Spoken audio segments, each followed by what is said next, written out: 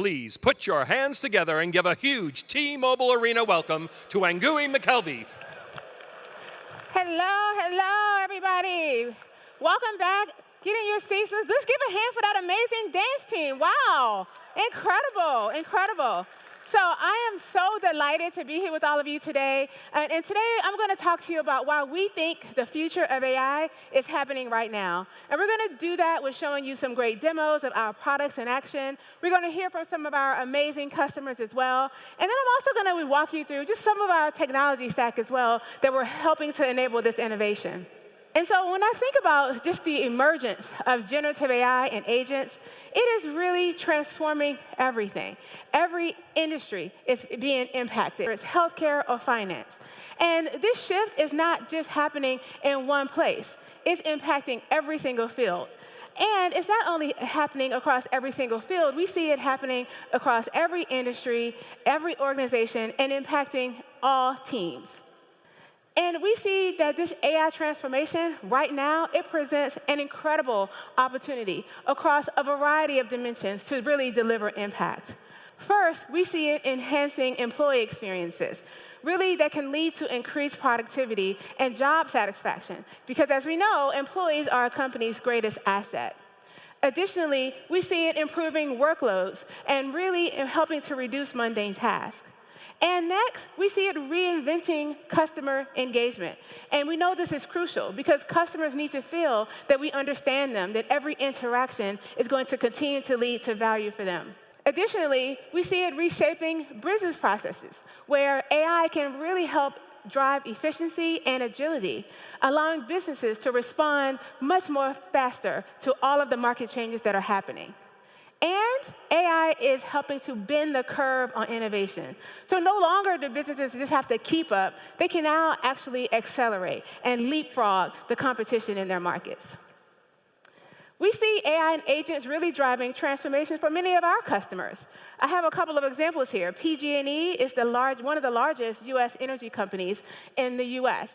And they developed a chatbot experience using Microsoft Copilot Studio to really help deliver $1.1 million in cost savings for their help desk. And they also saw improved employee satisfaction and productivity from their employees. The BMW Group, they use Azure AI Foundry and Azure OpenAI Service to develop a mobile data recording solution. Now, this solution had IoT devices that they placed in development cars that really was able to streamline their ability to collect insights and signals that they were getting from their cars.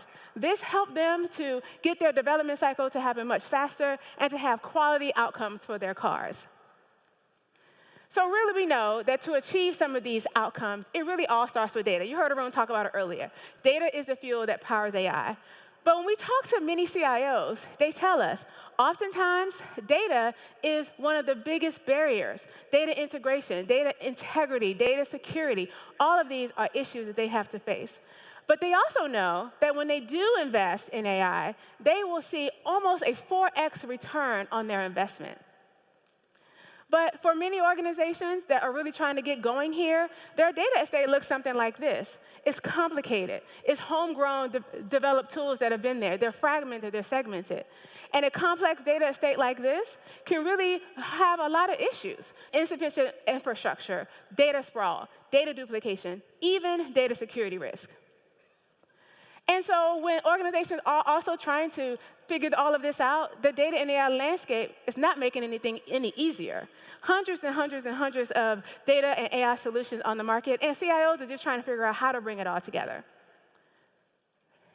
So really, we believe to really lay the foundation for long-term success, organizations need a unified, intelligent data estate that can empower your data teams to really fuel your innovation. And this foundation can really accelerate lots of things, lots of value from your data, lots of integration that can happen within your teams, lots of teams using the data that everybody can recognize and use as a single source of truth. But in order to now take that data and create these wonderful AI applications, we know that you need two things. You need a unified data estate, and you need a powerful AI platform that has breakthrough models and tools that you can use. And so when we think about this maturity curve, the first couple of steps here really starts about your data. Get your data together in a repository that everyone can access, that is easily accessible, that is able to be leveraged by all the teams that need it. Secondly, you need to now prepare this data for AI innovation. And for Gen AI solutions to be as accurate as possible, they need to be built on a clean and robust data set so that you can start to build your AI applications on top of that. So at Microsoft, we have one of the world's most comprehensive portfolio of products and services around our data and AI stack.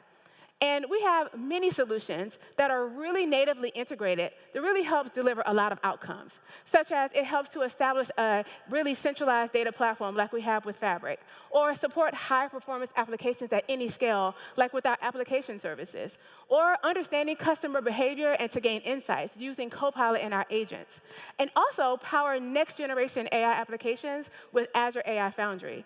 And of course, we have a huge portfolio of security and governance solutions that help companies discover, protect, and manage their data. And so as you all heard, we've launched Fabric almost 2 years ago. We're super excited about this. And really, we designed this to be a unified data platform that really helps power some of this AI transformation that we want organizations to have, to really be able to connect, manage, and analyze your data effectively.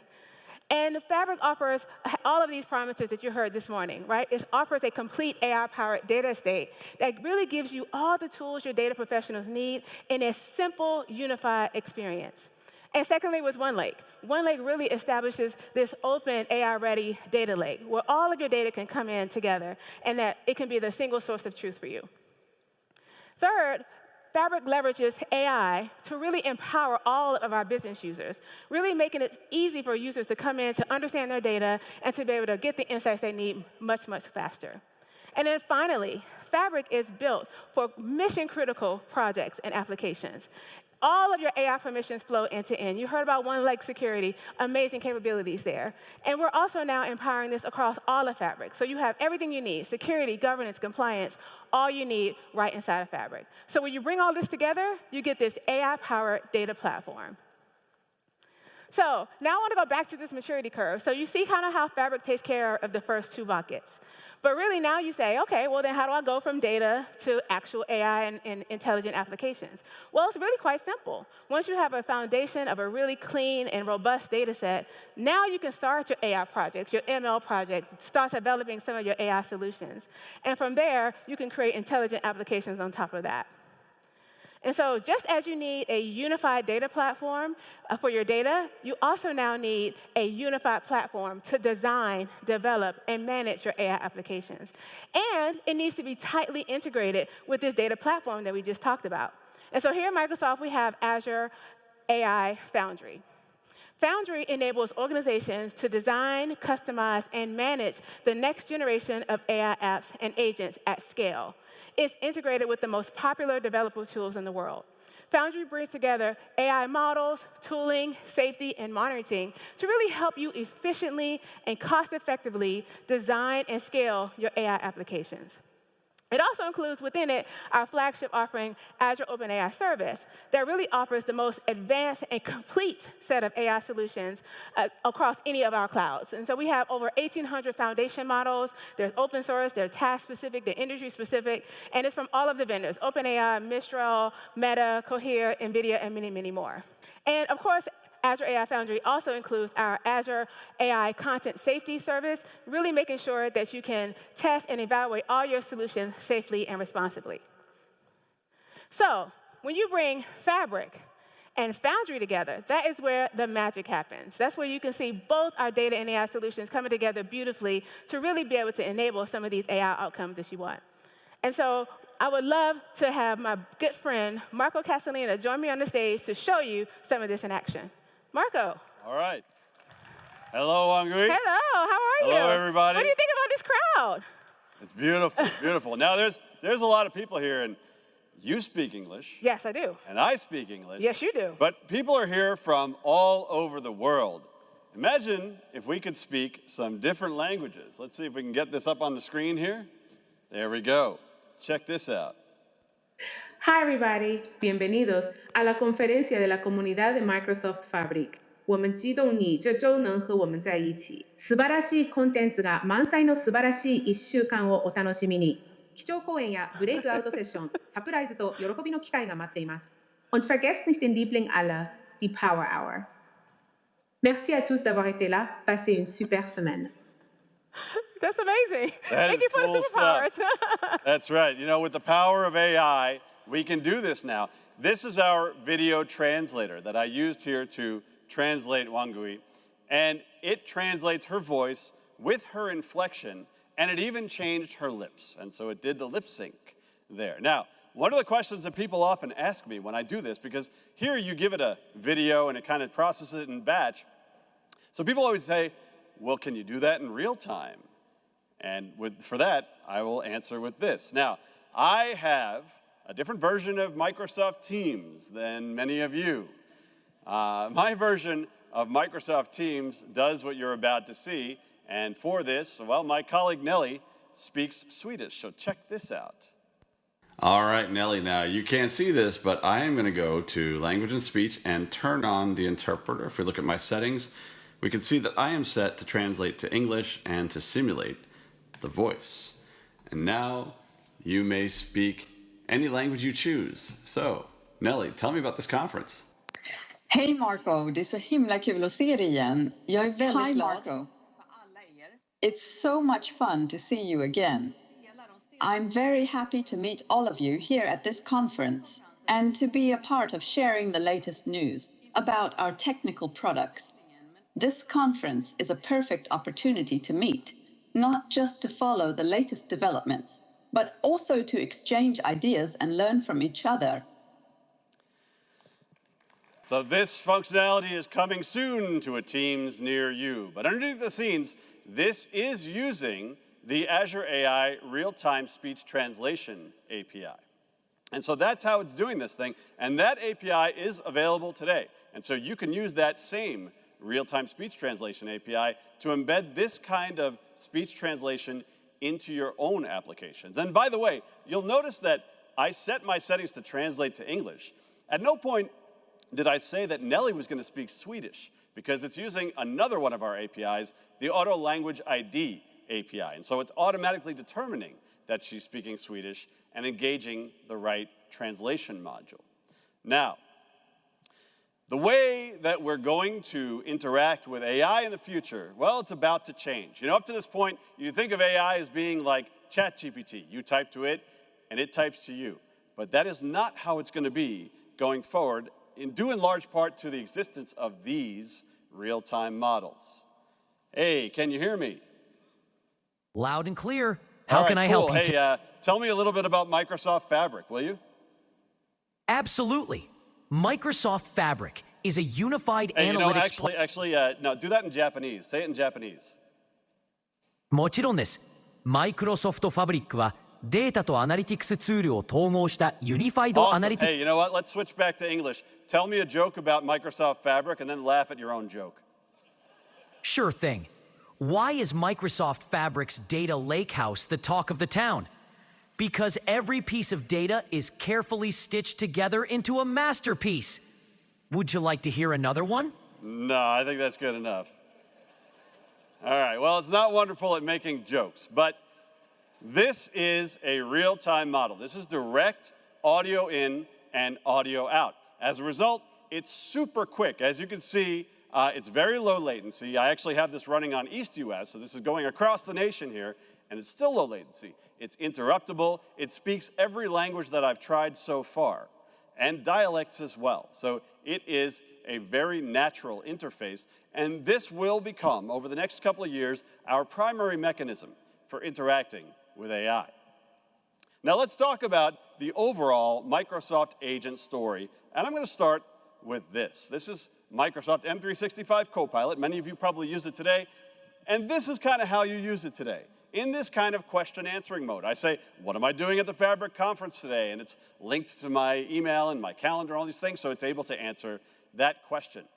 But that's not where this is going. If we look on the side here, you see that I have this Agents bar in my Copilot. So Copilot is going firmly in an agentic direction. Really, what it's becoming is the front door of AI, really the front door to your AI agents. And so with this, I can say, make me a meeting next month with Wangui.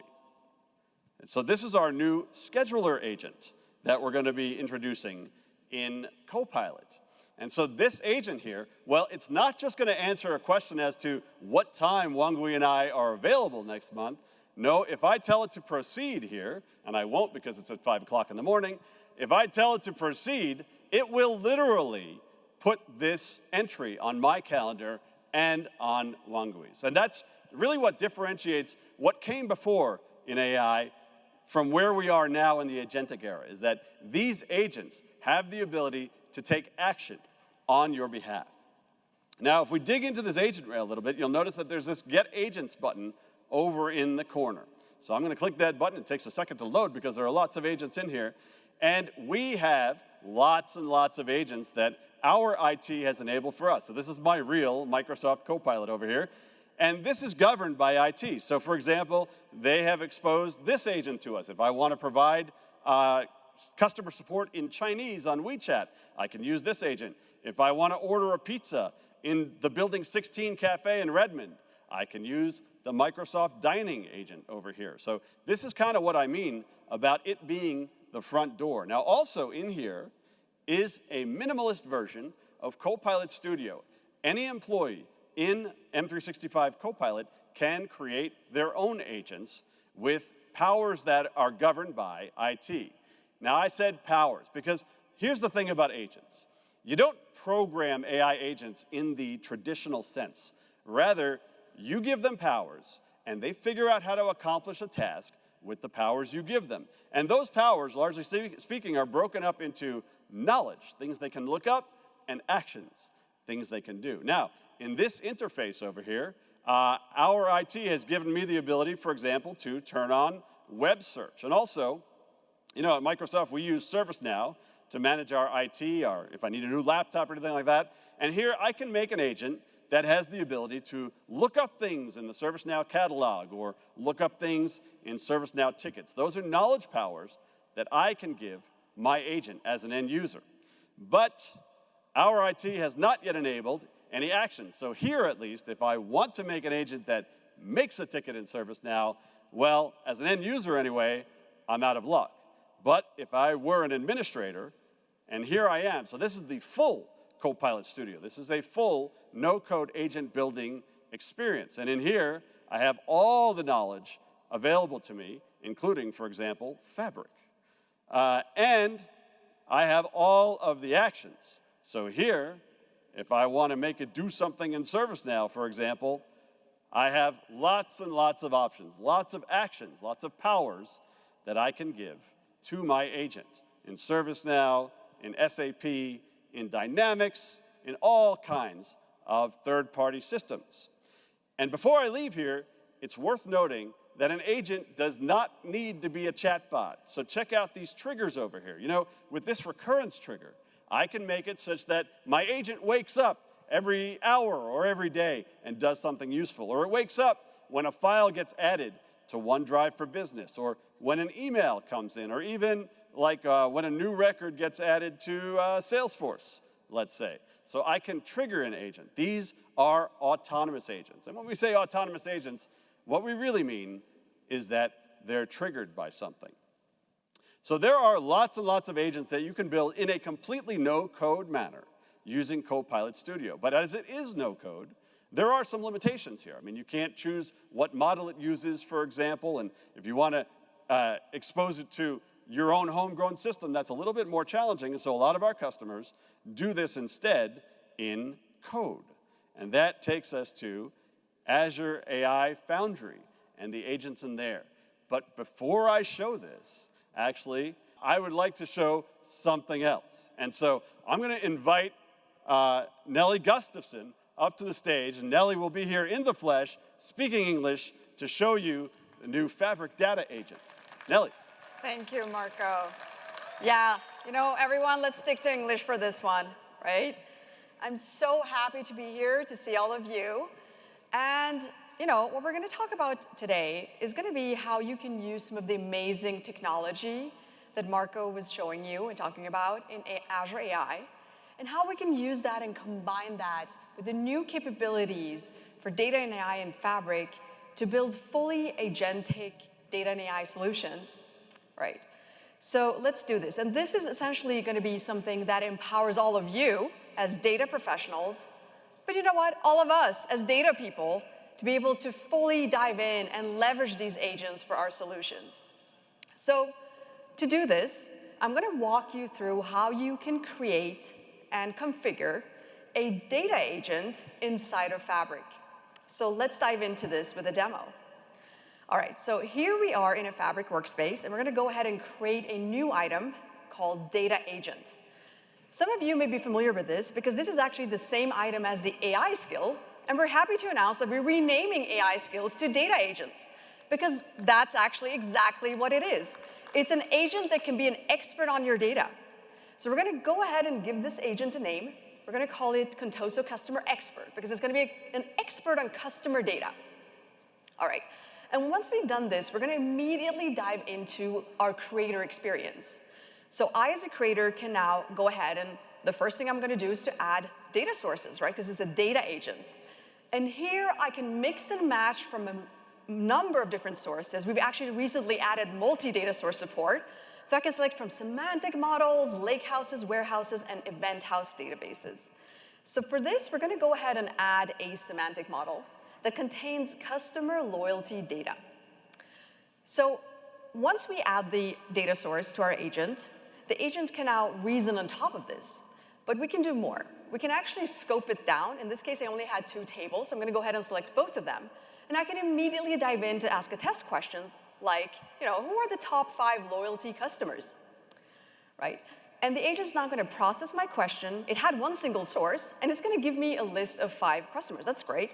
But this is more interesting. For transparency, we've also added details around the steps the agent took, including the query, in this case a DAX query, using the total lifetime customer value, which was correct. But let's make this more interesting. Let's add another data source. Let's add a lakehouse containing customer details and sales data. All right. So when we add our lakehouse, in this case, our lakehouse contained a large number of tables.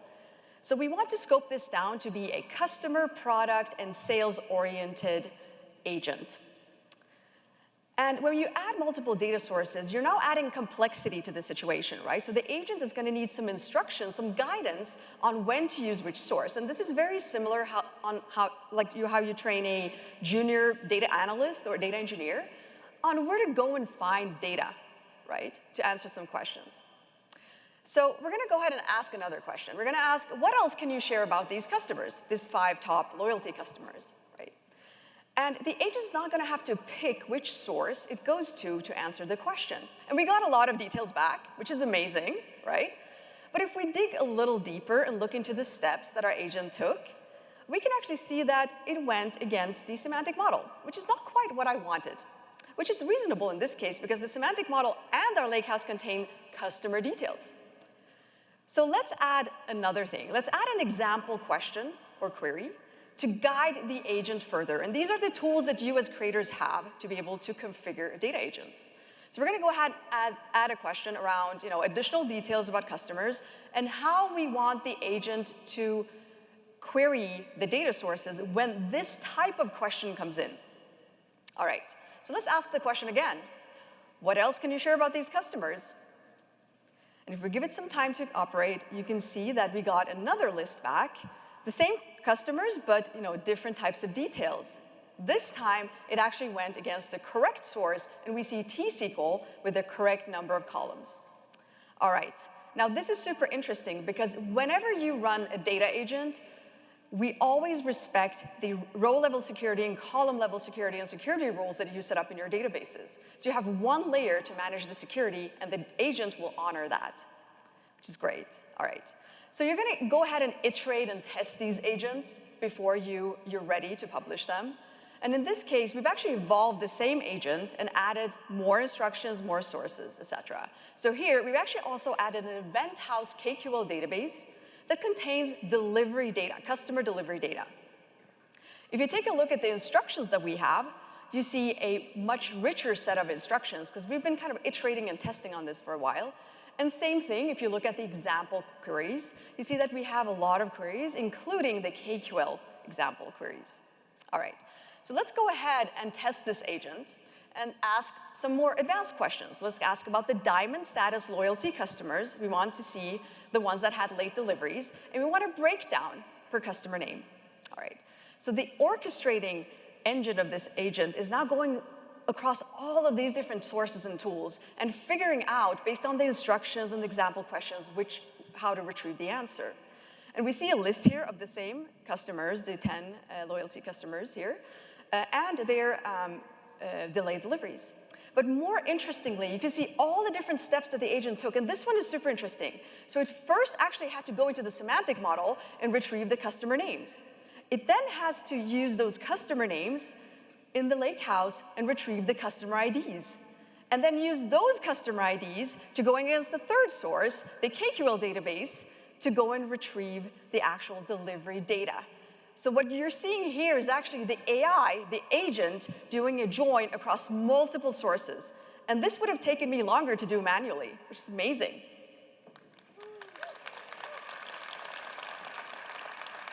All right, so we're going to end with another question.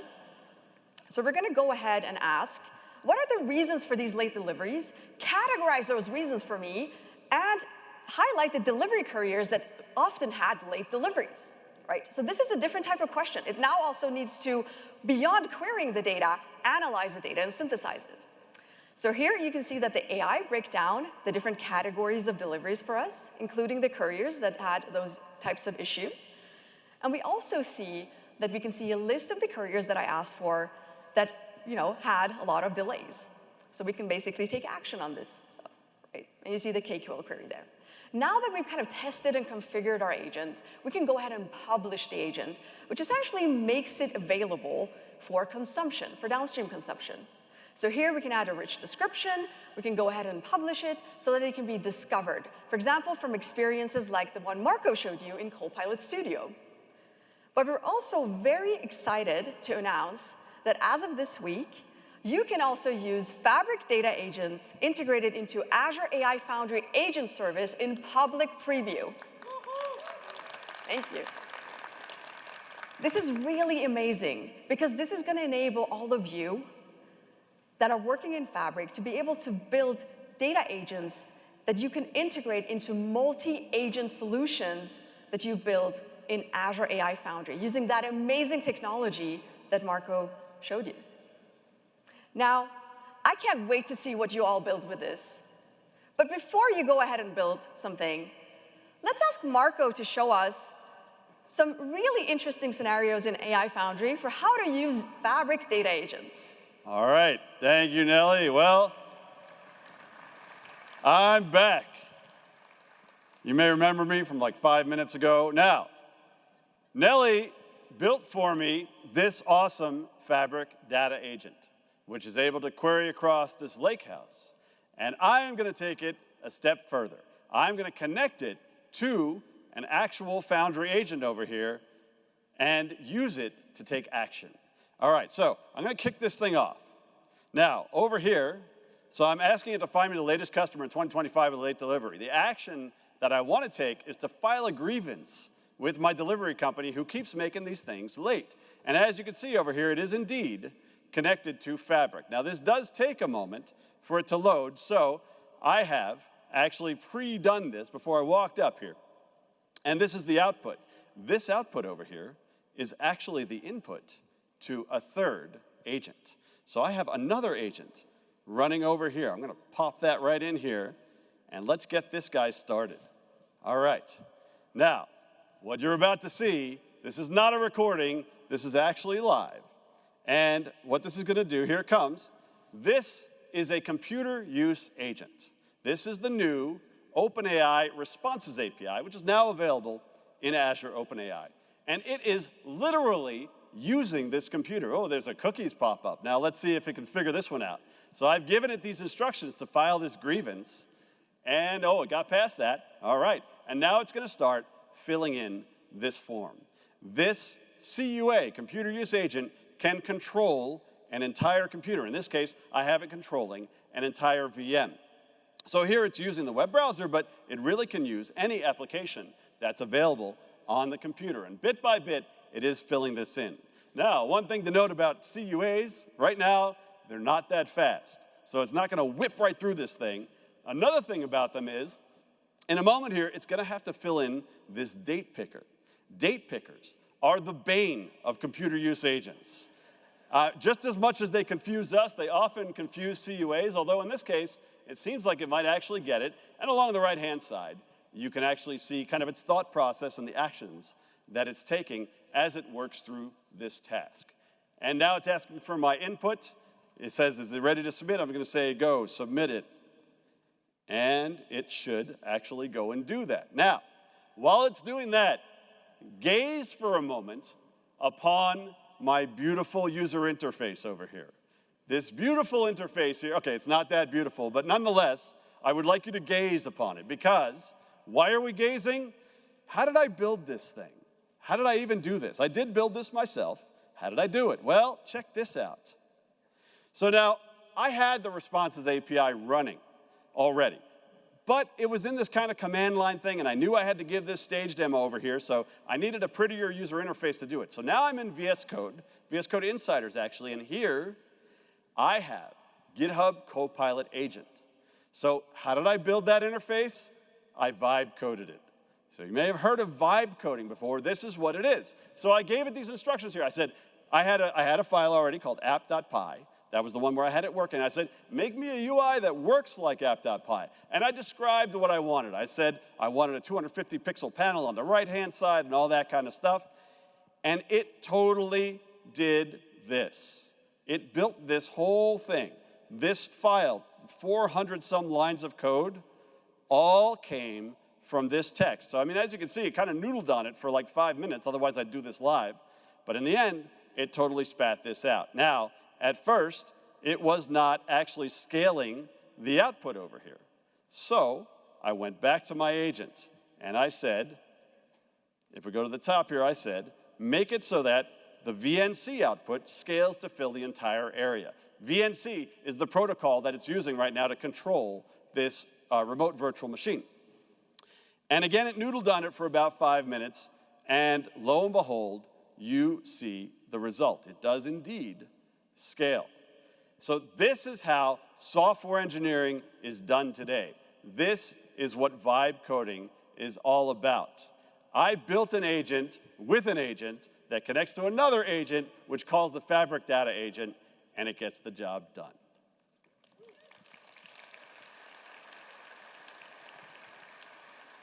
And with that, we're going to hear from a number of customers who are now going through their AI transformation. So Carlene's going to come up here and bring a few customers, but first, we're going to roll this video.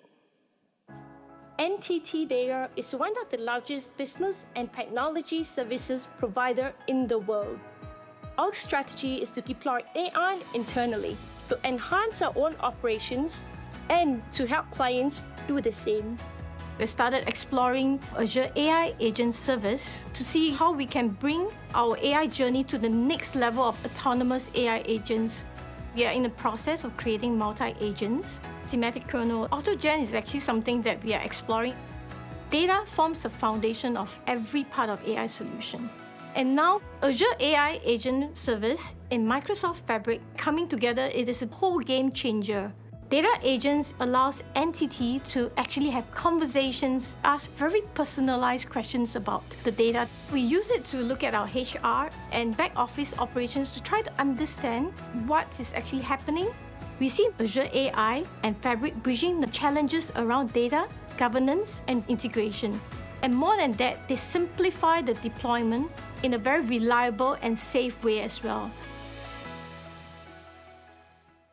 Please welcome to the stage Carlene van de Einde, Director of Product Marketing. Welcome, welcome everyone. It's so great to see so many data lovers and enthusiasts here this morning with us. And what an amazing morning we've had, right? We started the day with Arun, Amir, and all their friends, looking at all the great innovation that's coming to Fabric in the next few months. And then we had Wangui, Marco, Nelly, taking us through how the wonderful world of Fabric and Azure AI Foundry come together to really help us on that agentic journey that a lot of us are on or aspiring to. And so it's with a lot of pleasure that I get to close out this morning's keynote. And with that, I would love to invite 3 of our wonderful customers that are currently on this AI transformation journey to help us share a little bit more about their learnings, the challenges. So with that, John, Phil, Maureen, and can I have a hand of applause, please? Thank you.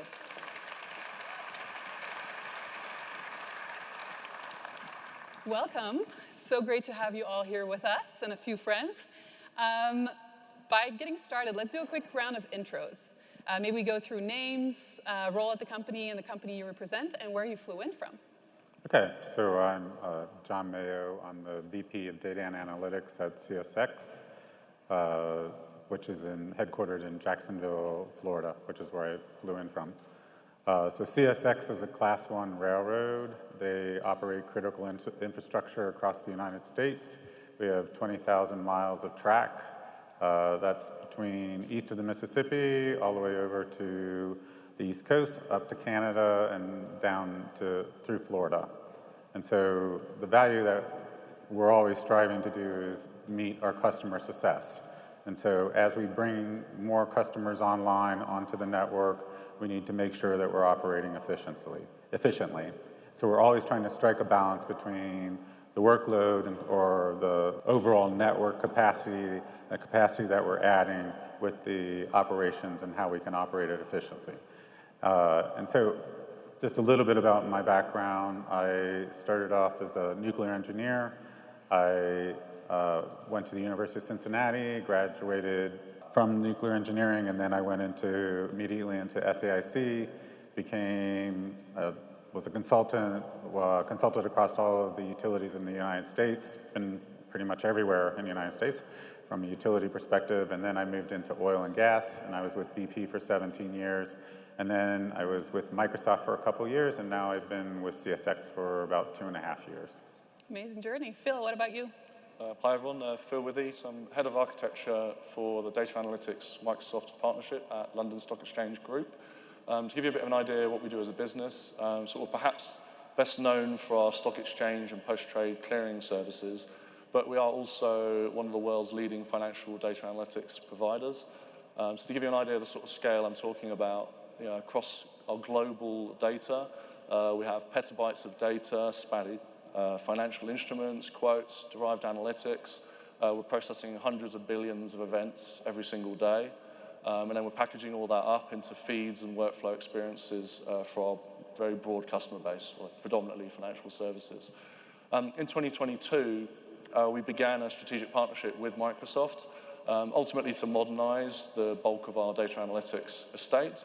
And as part of that, we wanted to co-engineer a sort of next-generation data platform to house the aforementioned data and to embrace all these new modern sort of experiences for our customer base. So earlier on in the keynote, hopefully you heard Justina mention our use case.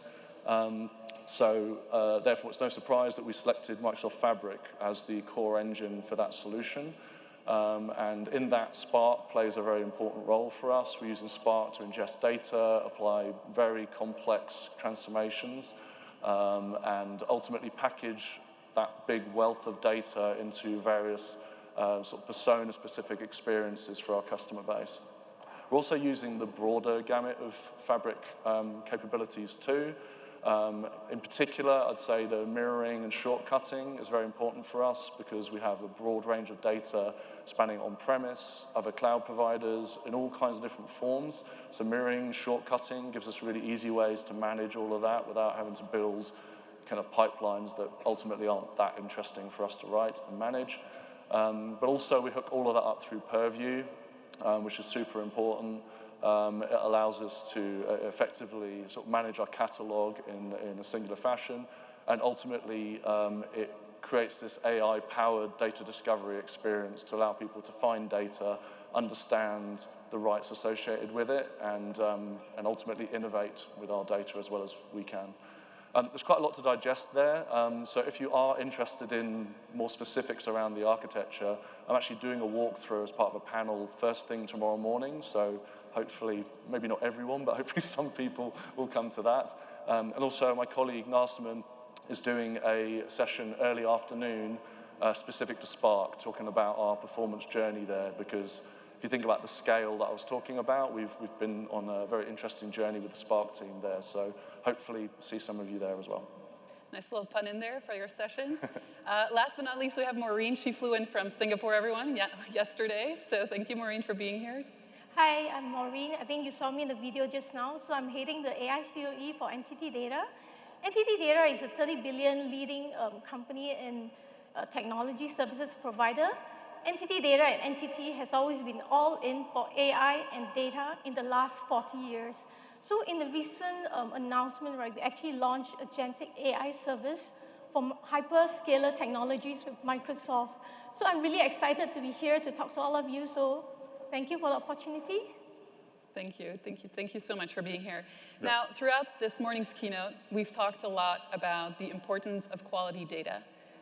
One of the first steps in that journey is how do you unify your data? You've got data in all different sources and different formats. How do we bring that together? And so we've obviously talked about some great functionality that we have, within Fabric that allows you to do that. But I think what would be interesting for this crowd is understanding a little bit more about how you went about it, how you kicked those things off, maybe some challenges that you came across along the way. So we'll start with you, John. Yep. So, when I first started with CSX, I kind of did an assessment of our data estate. And so we were using over like 25 tools, which were kind of integrated in different fashions. And that seemed to be an overly complex approach to actually getting the data to kind of flow into pipelines, et cetera. And so it was clear to me that we needed to pick a tool that could take all of those different types of capabilities and kind of unify it into one platform. And that platform we selected was Fabric. But before that, what we really started to do is look at the data estate. And we had over 50,000 reports in our data estate. And so I wrote an email off to our EVPs and our CEO, and one of the things that came back from the CEO is, surely we don't need 50,000 reports. At most we need is three reports. And so that was an interesting kind of juxtaposition of things, because we're like, okay, well, we have 50,000 reports. The CEO thinks we have 3. So what that did, though, that was an initiating event. So we took that information, went across the enterprise. We were able to lower the number of reports from 50,000 to 6,500. And then we went through a report prioritization exercise and reduced it even further from 6,500 to 2,000. And really, it's nothing about the reports. It's all about the data.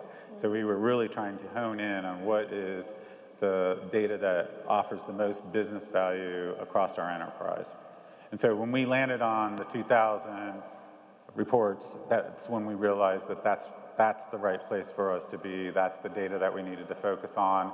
And so that's what we used to start the analytics transformation program, which is now what we know as DataLine.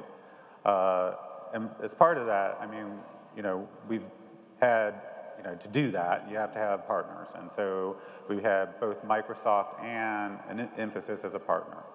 And I would say that, both partners have been very helpful in this journey. And I think if you're going to do this journey, you kind of need to take on or identify how you're going to do it, first of all, from a priority perspective, and also what companies you want to partner with. And obviously, Microsoft was an obvious choice. Infosys was another one that we had to kind of work with. And I'd have to say, over time with Infosys, we had our ups and downs. But, I'm going to use a rowing term here. We eventually found our swing. And so when we found our swing, we were able to kind of move faster and accelerate. And so right now we're moving really fast and we're accelerating. And I think that Infosys has now really become a great partner, and we also found our swing. So it was a very good experience. Yeah, and I see, Phil, you're nodding, so I assume there's some resemblance there. But if there's anything, in particular that was different for London Stock Exchange, like anything you would want to add? Yeah, I think this will resonate probably with most people in the room, but I think the importance of the data catalog and the metadata in that unification journey as well. I think we've probably all been through past generations of data platforms where maybe the metadata aspect took a back seat and we didn't get what we wanted out of it. So certainly, I think investing in that up front, certainly at London Stock Exchange, because we sell data on, we're trying to enable customers to create their own sort of AI or otherwise experiences, and therefore being very clear about the digital rights, the licensing terms, the usage, the provenance of the data is very, very important to enable people to really be able to find those opportunities and then use them safely. Got it. Well, and Maureen, I know you were in the video. You talked a little bit about it already, but let's fast forward. The data is unified, it's modeled, it's prepped, it's ready for AI. What are some of the things that you as NTT Data have realized in like allocations of resources and where your investments are headed? Anything you want to share with this audience? So we started with a lot of, all of us sitting here, dashboards, and then we wanted to have better insights into the numbers that we're seeing, the data that we're seeing. And now we've actually moved to the next phase of, we want data to be powering the autonomous AI agents, right, to perform specific tasks and actions for us going forward. So to do that, right, a lot of the data, basics that we need to get is we need to double down on getting those right, like whether it is governance, whether it's scalability, whether it's accuracy and stuff like that. So this is where we are moving to, but we need data to be correct, at the correct place, so that we can move towards a agentic AI agent kind of concept, autonomous agents. Awesome. I think very inspirational to see what everything that NTT is doing. So with that, I know we're kind of crunched on time this morning, and folks are eager to get back to the convention center. But if you had 3 words of advice or anything you want to give away to this audience that is emerged in this transformation journey, what would it be? And I'll start with you, Phil. Yes, I think that my top 3 would be, you heard me mention this already, but invest in the data catalog. I think ultimately you need to know what data you have to sort of inspire those sort of innovations. And alongside that, as I said, innovate safely, understand the provenance of that data. The second one I would say is embrace data domains, embrace data products. Ultimately, the Fabric ecosystem very much leads you down that route anyway. It makes it very easy to organize your data in that way. And I really recommend that you do that. It'll certainly create a level of sort of discipline, ownership, and ultimately raise the quality of your data by going down that route. And then last and certainly not least, obviously we started with this, but unification of the data. I think unifying your data onto open formats on a scalable platform that has sort of a high level of interoperability, I think is key. Like, particularly in the AI space, it's rapidly moving. And the last thing you want to do is bet heavy on some sort of proprietary format and then realize that you've got to transform it for something that goes out of date within a few years, and you're constantly transforming data. So having that sort of open format with interop, which, in case you can't tell, I'm describing OneLake, but OneLake is a great example of a solution there. John, anything from your end? Yeah, I mean, I think similar. From a data catalog, data governance perspective, we had the same type of journey as Phil, and so, but we're also focused on like sensitivity labels, on classification of the data, DLP, lineage, and other aspects of data governance. That all seems to kind of fold in under data governance and security. The other aspect of it, I think you kind of also hit on, and I hit on as well, is like making sure that you can prioritize your data, finding the data that actually is the most business, that offers you the most business value. So rather than trying to do some big project that encompasses everything, make sure that you're honing in on the most important data and moving that forward. And then kind of the last piece, which is kind of a peripheral thing, but if we focused on a little bit on self-service, and we started off calling it an incubator service. And so what we found as we kind of were running this analytics transformation program, we weren't moving fast enough. And so many of our business partners or other data and analytics organizations across our enterprise, they wanted to move faster. And that's fine. That was a great thing, and that was a good experience for all of us, actually. We learned a little bit about how we could actually manage those types of incubator workspaces in the future. We called those people pioneers, and they're still delivering in their pioneer workspaces and our incubator workspaces, and they're actually bringing business value that we couldn't otherwise bring with the current approach that we're taking. And so what we're seeing, though, as we kind of dug into it a little bit more, that is self-service, and it gives the ability for, or at least what we believe, that's the future state of what data and analytics is about. It's not just your technology team delivering, you know, all these different data products, but it's also working across your enterprise and honing in on those people that really want to pioneer and create new capabilities and new analyses. Those people are the people that are the future of data and AI, and how we can deliver self-service to them is going to be very important in a future state. Speed, prioritization. Maureen, any last words of wisdom? A very quick one, I think, for the audience sitting here, right, as you actually go and embark on your data transformation journey, 3 things that I would say, you know, 3 words: faster, better, easier. You know, don't think about the old ways that you've been doing, you know, how you transform data, deal with data. Think about automating it. Think about using AI. Think about designing it to have AI enabled as well. So you change the way that your mindset as well as to how the data is going to work harder for you and how you can extract better value from it.